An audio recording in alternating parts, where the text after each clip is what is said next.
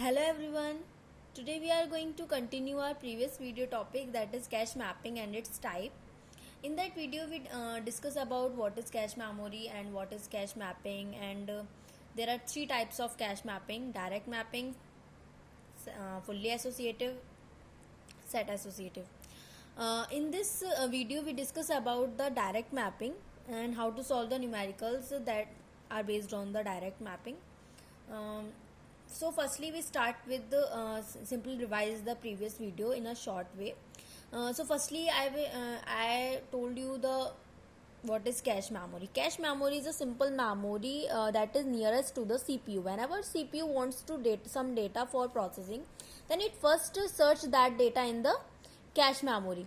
सबसे पहले वो किस में सर्च करता है? कैश मेमोरी में सर्च करता है. Then if the data is found in the cache memory, then it will be transfer to the CPU, and then CPU process the data and give the output. But if the cache memory doesn't have that data, so CPU then go to the main memory and search the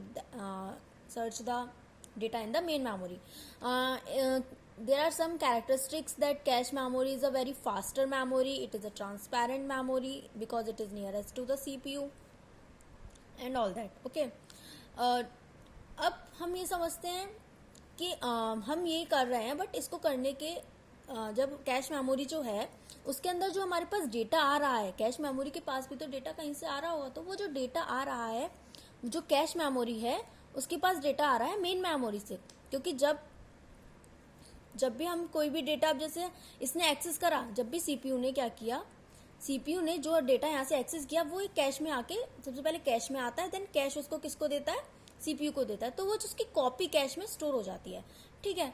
तो main ये है कि ये जो data यहाँ से आता है, मीन्स जो यहाँ से डेटा आ रहा है वो किस कैश मेमोरी की किस ब्लॉक में या किस लाइन में आएगा, ये हमें पता होना चाहिए. तभी जो सीपीयू है वो डेटा को कैश मेमोरी से एक्सेस कर पाएगा. तो सीपीयू जो एड्रेस जनरेट करता है, वो जो एड्रेस जनरेट होता है उस एड्रेस के लिए हम क्या करते हैं? मैपिंग करते हैं. मीन्स उस एड्रेस के थ्रू ही हम जो अपने डेटा को फाइंड कर पाते हैं. ओके. तो इसलिए क्या होता है कि जो हमारा मेन मेमोरी में जो डेटा होता है, मीन्स वो क्या होता है यहाँ पे कैश मेमोरी में मैप किया जाता है. लाइक अब वो किस पॉइंट पे जाएगा, किस लाइन में जाएगा, किस ब्लॉक में जाएगा, ये हमको किससे पता चलेगा? कैश मैपिंग से पता चलेगा. उसके अंदर भी थ्री टाइप्स की मैपिंग है: direct mapping, fully associative, set associative. वो अलग अलग टाइप है कि किस टाइप से जाएगा. ओके. तो ये हम सबसे पहले हम क्या पढ़ रहे थे? Direct mapping. तो डायरेक्ट मैपिंग में कैसे होता है, उसके लिए हम क्या करते हैं? डायरेक्ट मैपिंग में जो सीपीयू एड्रेस जनरेट करता है उस मेन मेमोरी के लिए, उसमें वो क्या करता है? उसको 3 पार्ट्स में डिवाइड करता है: टैग, ब्लॉक ऑफसेट. ब्लॉक को हम इंडेक्स भी बोलते हैं, और यहाँ पे ब्लॉक ऑफसेट को वर्ड भी बोला जाता है. अब ये वर्ड और ब्लॉक ऑफसेट ये क्या चीज है? तो ये हमने पहले समझ लिया था. टैग सिंपल, कैश मेमोरी में टैग, जो भी हमारे ब्लॉक होते हैं वहाँ पे टैग लगे होते हैं. टैग से हमें पता चलता है कि ये जो हम जिस ब्लॉक की बात कर रहे हैं, करेंटली हम किस ब्लॉक की बात कर रहे हैं, उसकी वो चलता है हमें टैग से पता. ठीक है. फिर आता है वर्ड का मतलब है एक ब्लॉक में, जो भी हमारा ब्लॉक है मेन मेमोरी में, उसमें एक ब्लॉक में कितने वर्ड्स हैं टोटल. लाइक एक जो हमारी मेमोरी होती है वो ब्लॉक्स में डिवाइडेड होती है. लाइक अगर हमारे पास जैसे कि 16 वर्ड्स हैं, तो हमारी जो मेमोरी है, अगर हमने बोला कि एक ब्लॉक में 4 वर्ड हो सकते हैं, एक ब्लॉक में 4 वर्ड होंगे, तो इसका मतलब क्या है? तो जो हमारे 16 वर्ड्स हैं वो किस में डिवाइड होगा? 4 से. दैट इज 4 ब्लॉक होंगे. तो यहाँ मैंने क्या बोला? 4 वर्ड्स होंगे. तो यहाँ पे एक ब्लॉक में जितने वर्ड होते हैं उनको हम कितनी बिट से रिप्रेजेंट कर सकते हैं, दैट इज वर्ड. वो बिट आएंगी यहाँ पे, हम बिट्स शो करते हैं. जो एड्रेस होता है वो बिट्स में शो होता है, ये नहीं होता उसका साइज आएगा, यहाँ पे बिट्स आएंगे. ओके. और यहाँ पे आता है ब्लॉक. ये ब्लॉक हमको ये बताता है कि, ठीक है, तो ये ब्लॉक हमें क्या बताता है कि हम किस ब्लॉक में से हमें कौन सा वर्ड उठाना है. तो ये ब्लॉक हमें बताता है कि हमें मेन मेमोरी की किस ब्लॉक पे जाना है और वहां से कौन सा वर्ड उठाना है. ठीक है. तो उसके लिए ब्लॉक होता है. टैग सिंपल कैश मेमोरी में होता है, क्योंकि जब भी कोई एड्रेस जनरेट करता है सीपीयू, सबसे पहले क्या होता है कि जो हमारे टैग है, जो हमारे एड्रेस का टैग है जो सीपीयू ने जनरेट किया है और जो हमारी कैश मेमोरी में टैग्स हैं वो आपस में कंपेयर होते हैं। अगर वो कंपेयर हो गया, अगर वो इक्वल हो गया, तो वहाँ पे मतलब है कि हमें डाटा मिल चुका है और हम वहाँ से डेटा को ले सकते हैं। अगर हमें वहाँ डेटा नहीं मिलता है, अगर हमारा टैग कंपेयर होता है और हमें अनइक्वल आता है, तो इसका मतलब क्या है, हमें डेटा यहाँ पे हमारा जो जिस डेटा को ढूंढ रहे हैं वो डेटा यहाँ पे नहीं है, हमें उसके लिए कहाँ जाना पड़ेगा, मेन मेमोरी में जाना पड़ेगा। ठीक है, सिंपल ये होता है। अब हम इसको किस तरीके से न्यूमेरिकली, अब इसके लिए मैंने फॉर्मुलेज बताए, जस्ट लाइक एम क्या है, number of words in main memory, और एन है number of words in cache memory. Okay, उसके बाद अब आते हैं कि इसके लिए हमने फॉर्मूले बता दिए। Number of bits to identify block को आइडेंटिफाई करने के लिए मीन्स ब्लॉक के लिए लॉग बेस टू एम।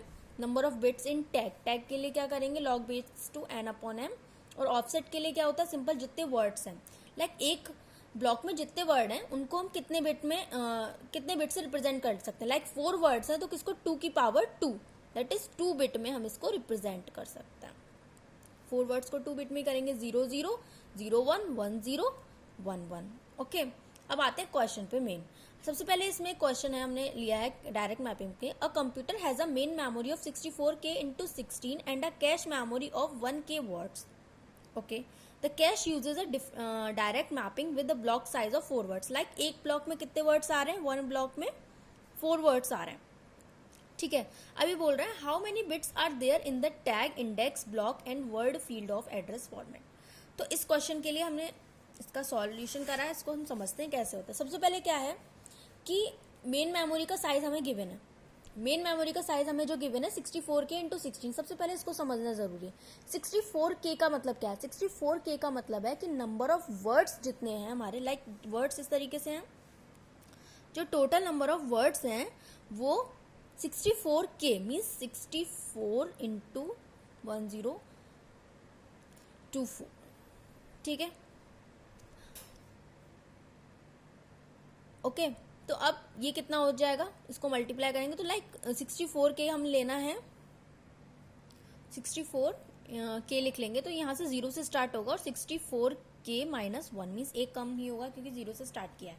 तो अब क्या करेंगे, हमें यहाँ पे पता चल गया कि टोटल नंबर ऑफ वर्ड्स कितने हैं, 0 to this 64K, और हर एक वर्ड में जो है कितने बिट का है, 16 बाइट्स का वर्ड है। ओके, उसके बाद आता है CPU must generate the address of 16 bit. अब ये कैसे हमें पता चला, अब 64K, अब यहाँ जैसे यहाँ लिखा है 64K वर्ड्स को रिप्रेजेंट कैसे करेंगे, हम कितने बिट्स से हम उसके एड्रेस को रिप्रेजेंट कर सकते हैं। अगर हमारे पास 64K वर्ड्स हैं तो उसके लिए क्या करेंगे, 64 को लिख सकते हैं 2 की पावर 6 इंटू K को लिख सकते हैं 2 की पावर 10, दैट इज 2 की पावर 16। तो 16 बिट्स के थ्रू हम इसका मेमोरी एड्रेस जो CPU जनरेट करेगा वो 16 बिट का होगा। ठीक है, तो अब हमें टोटल एड्रेस पता चल गया कितने बिट का, 16 बिट का। अगर हम अभी लेके चल रहे हैं 16 बिट का है। ठीक है, फिर आ रहा है कि अब हमने लिया cache memory size. Cache memory size 1K दे रखा है, लाइक 1K मीन्स 2 की पावर 10, दैट इज 10 बिट के थ्रू हम क्या रिप्रेजेंट कर सकते हैं, कैश के एक वर्ड को। ठीक है, किसी एक वर्ड को अगर हमें उसके एड्रेस को रिप्रेजेंट करना है वो 10 बिट्स का होगा। सो जो टैग फील्ड होगा, अब यहाँ पे समझने की बात आती है कि the size of index field of cache equals to 10 bit, index bit. ठीक है, क्योंकि जो कैश मेमोरी जो होती है उसके जो फील्ड्स होते हैं वो होते हैं ब्लॉक और टैग। ठीक है, अब उसने बोला है कि 10 बिट से तो हम रिप्रेजेंट कर रहे हैं, size of index field of cache equals to 10 bit, तो टोटल बिट कितनी बची, 6 बिट बची। तो जो हमारा मेन जो डिवाइड होता है वो होता है टैग में और ब्लॉक में और वर्ड्स में। ठीक है, जो हमारी कैश मेमोरी होती है वो इन 2 पार्ट्स में डिवाइड होती है। ओके, तो हमें पता चल गया जो कैश मेमोरी है उसमें एक उसके एड्रेस को रिप्रेजेंट करने के लिए 10 बिट चाहिए, तो टैग की बिट्स कितनी आ गई, 6 बिट आ गई, और टोटल 10 बिट्स इसके लिए चाहिए। ठीक है, अब size of each cache block, हर एक कैश ब्लॉक का साइज 4 वर्ड्स है, क्योंकि जो ब्लॉक का साइज मेन मेमोरी का होता है वही इसका होता है कैश का, तो 4 वर्ड्स है।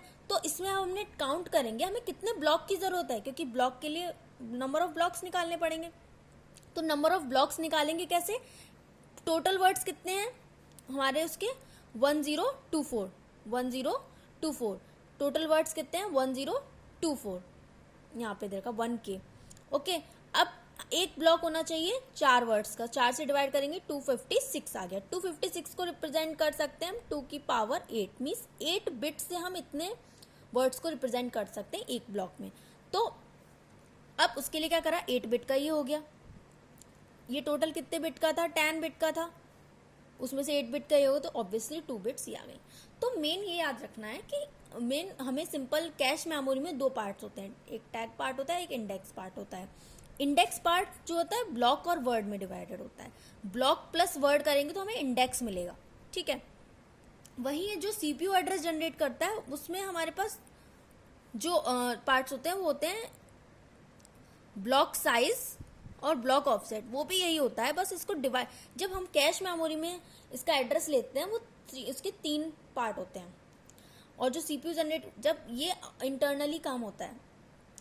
ओके, तो मेन हमें सिर्फ इतना याद रखना है कि जब हमें डायरेक्ट मैपिंग में टैग, ब्लॉक और वर्ड 3 फील्ड्स हैं, इनके हमें बिट्स, ऑब्वियसली क्वेश्चन में आता है कि तीनों में से किसी 2 की बिट्स पूछी होंगी या फिर वो क्वेश्चन के ऊपर डिपेंड करता है, बट निकालने का तरीका यही होता है, ठीक है।